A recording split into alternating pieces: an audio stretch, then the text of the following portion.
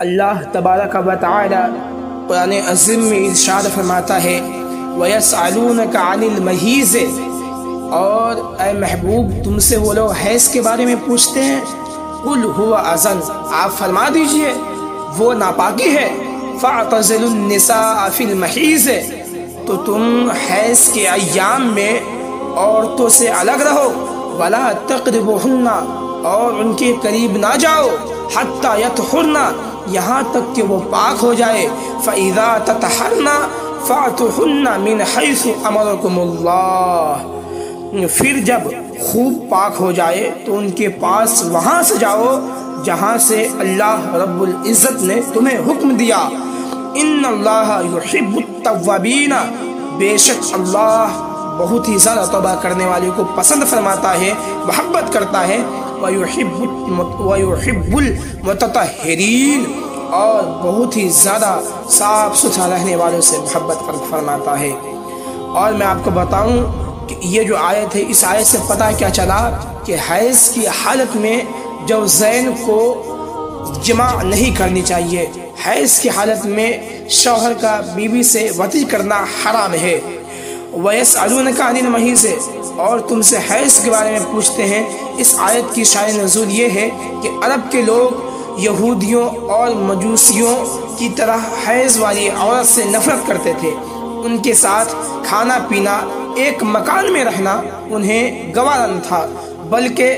شدت یہاں تک پہنچ گئی تھی کہ ان کی طرف دیکھنا اور ان سے کلام کرنا بھی حرام سمجھتے تھے، جبکہ عیسائیوں کا طرز عمل اس کے بالکل برعکس تھا، یعنی وہ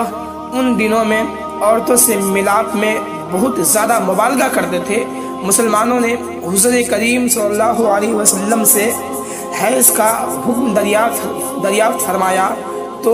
اس پر یہ آیت نازل ہوئی کہ اللہ رب العزت نے فرمایا وَيَسْأَلُونَكَ عَنِ الْمَحِيضِ،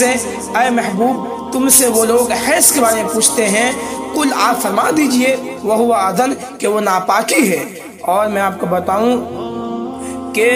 افراط و تفریق کی راہیں چھوڑ کر اعتدال کی تعلیم فرمائی گئی، اور بتا دیا گیا کہ حیض کی حالت میں عورتوں سے ہم بستری کرنا حرام ہے، اور چونکہ یہ قرآن عظیم کی واضح آیت سے ثابت ہے، لہٰذا ایسی حالت میں جماع کرنا اور جمع کرنے کو جائز جاننا کفر ہے اور حرام ہے۔ اسی لیے انسان کو چاہیے کہ حالت حیض میں بیوی کے ساتھ جماع وطی کرنا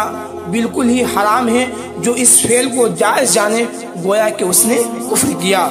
اور یوں ہی ناف سے لے کر کے گھٹنے تک کی جگہ سے لذت حاصل کرنا حیض کی حالت میں کیا ہے، منع کیا گیا ہے۔ بقیہ ان سے گفتگو کرنا، ان کے ساتھ کھانا پینا، حتیٰ کہ ان کا جھوٹا کھانا بھی جائز ہے، گناہ نہیں ہے۔ اس آیت سے یہ بھی معلوم ہوا کہ عورت کے پیچھے کے مقام میں یعنی پاخانہ کرنے کے راستے میں جماع کرنا حرام ہے، کیونکہ وہ بھی گندگی کا مقام ہے۔ اور اس آیت کے نیچے اللہ رب العزت نے ارشاد فرما دیا کہ فَأْتُوهُنَّ مِنْ حَيْثُ أَمَرَكُمُ اللَّهُ، تو تم ان کے پاس ان جگہوں سے جاؤ جہاں سے اللہ رب العزت نے تمہیں حکم دیا، کہ پھر جب وہ پاک ہو جائے تو ان کے پاس وہاں سے جاؤ جہاں سے تمہیں اللہ رب العزت نے حکم دیا، یعنی جماع کا جو صحیح مقام ہے اس مقام سے بیوی کے ساتھ جماع کرو، اس مقام کے ساتھ بیوی سے آپس میں ملو۔ فَإِذَا تَطَهَّرْنَ، پھر جب وہ خوب پاک ہو جائے، خوب پاک ہونے سے مراد ایام حیض ختم ہونے کے بعد غسل کر لینا ہے، یعنی ایام حیض جب ختم ہو جائے اس کے بعد جب عورت غسل کر لے، پورے طریقے سے پاک ہو جائے، دم کی تخریج پورے طریقے سے بند ہو جائے، منقطع ہو جائے، ختم ہو جائے، اس کے بعد میاں بیوی آپس میں ملے۔ حیض کی کم سے کم مدت 3 دن اور زیادہ سے زیادہ مدت 10 دن ہے۔ اور میں آپ کو بتاؤں حیض کے دنوں میں عورت کے لیے تلاوت قرآن، نماز، روزہ، مسجد میں داخل ہونا، قرآن کو چھونا اور خانہ کعبہ کا طواف کرنا حرام ہو جاتا ہے۔ اور اس طریقے سے خاص کر کے ہر ایک جوزین کو، ہر ایک شوہر پہ یہ لازم ہے کہ وہ اس بات کو یاد رکھے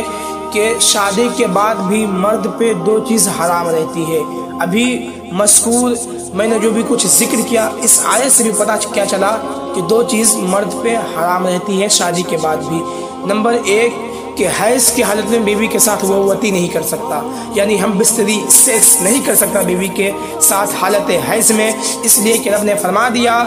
کہ لا تقربوہن، عورتوں کے قریب نہ جاؤ، حتی یطہرن، یہاں تک کہ وہ پاک ہو جائے، یعنی حیض کی حالت میں بیوی کے ساتھ سیکس کرنا، وطی کرنا، جمع کرنا کیا ہے؟ حرام ہے۔ اور اسی طریقے سے رب نے فرما دیا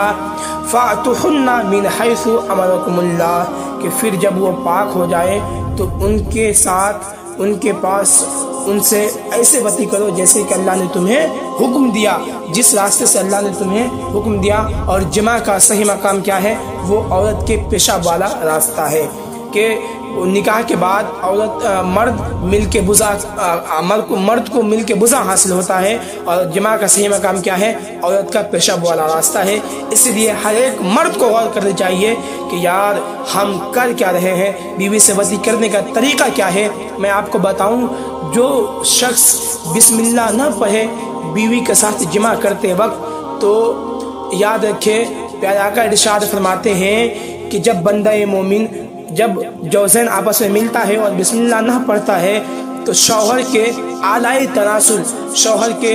آگے والے پیشاب والے راستے سے شیطان لپٹ کر کے اس کے بیوی کے ساتھ زنا کرتا ہے۔ اب ذرا بتائیے کہ جب شیطان مرد کے اعلی تناسل سے، مرد کے پیشاب والے راستے سے لپٹ کر کے ان کے بیوی کے ساتھ زنا کرے تو بچہ تو ظاہر سی بات ہے نافرمان پیدا ہوگا۔ اسی لیے ہر انسان کو چاہیے کہ ہم طریقہ مصطفیٰ کو اپنائیں، ہم طریقہ مصطفیٰ پہ عمل کریں کہ کس طریقے سے شریعت اسلامیہ نے مرد کو بیوی کے ساتھ سونے کا حکم دیا، مرد کو کس طریقے سے بیوی سے محبت کرنی چاہیے، حقوق جوزین کیا ہے، یہ ہر ایک مرد کو سوچنی چاہیے کہ ہم بیوی کے ساتھ کیسے سوئے، کیسے رہیں۔ اسی لیے یاد ہے کہ ہر ایک شوہر کے شادی کے بعد بھی دو چیز شوہر پہ حرام ہوتا ہے۔ نمبر ایک حیض کی حالت میں بیوی سے سیکس کرنا، نمبر دو پیچھے کے مقام یعنی پاخانے والے راستے سے بیوی کے ساتھ سیکس کرنا، وطی کرنا